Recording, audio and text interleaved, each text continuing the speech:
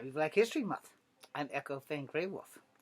So, as promised, I got in the spider suit.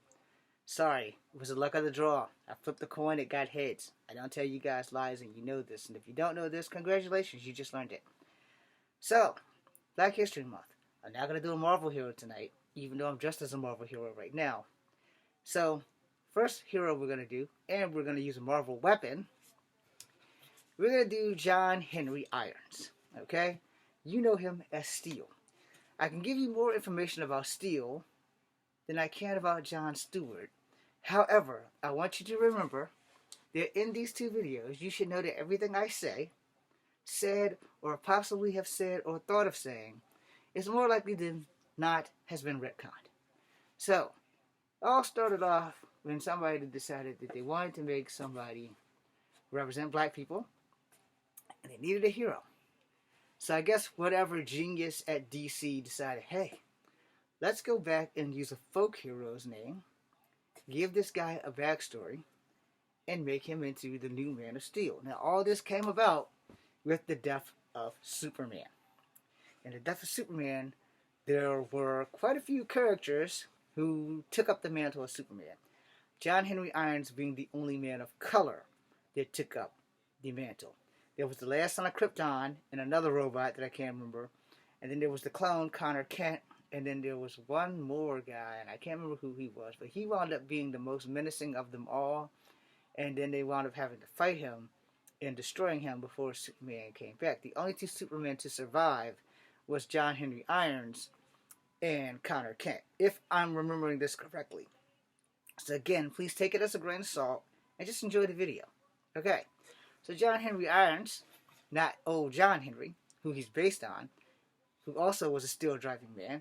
Well, John Henry Irons came up with the suit. So his backstory is that Superman saved him from a falling building, and he wanted to play it forward. So by playing it forward, he built a suit of armor, which he never ever really thought that he would ever use until the death of Superman. Once Superman died, Metropolis became a hellspawn of all kinds of problems. And then, I might be wrong, so again, just enjoy the video. It was either 4 or 5 Supermen that joined in. One being John Henry Irons and one being Connor Kent. Those being the only two that I remember. They're the only two that I remember actually surviving the whole fiasco in the battle to replace Superman, only to have a year later, after all the crap they went through, Superman comes back dressed in black. He didn't die. He slowed his heart down and went into a coma type state, and he came back because some lady from his past came through and saved him. I don't really remember how it all works, but you can go Google the death of Superman and you'll find out about John Henry Irons and all the other Supermen. But since this video is about John Henry Irons, 1, John Henry Irons is black. 2, he has a hammer. It's a lot bigger than Thor's hammer. I'm just using this as a reference point. His hammer has an S on it. It is magnetic. It attaches to his back. He can fly with boosters on his feet. He also can shoot beams out of his hands. But his hammer is just for heavy smashing. That's it. So that being said, and again, by now all of this has been retconned. And if you want to see more things of John Henry Irons, I will give you your reference points before I end this video. So reference point number 1, Superman and Lois. There is a man playing Steel as we speak right now. Unfortunately, in the last new episode, he got handed the business saving Superman. I'm leaving it right there. I'm not giving you anything else. Go catch up on the WB. Excuse me. It was not the WB anymore. It is the CW. It has been the CW for a very long time. So, go catch up on the CW. You can probably watch it online. The only other reference I can give you, and no matter what anybody says, I still love that movie Shaquille O'Neal. And that's not me buttering up you so I can get a job working for you as an actor. And if you choose to reboot Steel, I'm with you. But I don't want Ray J's part. I want to be the villain. Because I look so cute. Anyway, those two are the only two people known to be Steel in live action. There's an actor whose name has slipped my mind, which means I have to do research, so I've let him down, and I've let you down, and I'm sorry. But it's Black History Month, and we don't have but 2 weeks left, so I gotta get my shit in gear.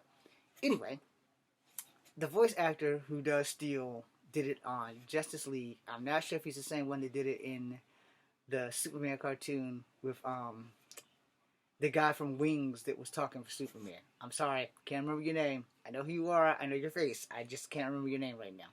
It's Tim something. And no, it's not Tim Burton. And no, it's not the guy from the Rocky Horror Picture Show. Anyway, that being said, you guys who are watching, you need to go and watch that Steel movie or Superman and Lois. But more importantly, read The Death of Superman, because that's kind of what leads to the origins of John Henry Irons. John Henry Irons is a black man. He has the name of a legendary folk hero of John Henry.